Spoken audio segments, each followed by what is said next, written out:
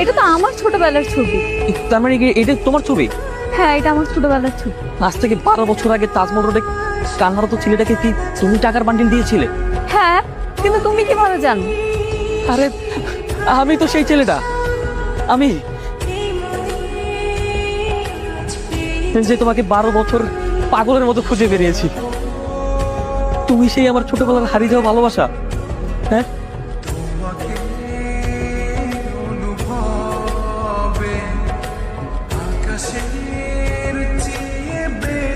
আমার প্রতিটা নিঃশ্বাস, প্রতিটা মুহূর্তে তোমার স্মৃতি জড়িয়ে আছে। আমি তোমাকে অনেক ভালোবাসি। আমি তোমাকে আমার জীবন সঙ্গী করতে চাই। হবে আমার জীবন সঙ্গী?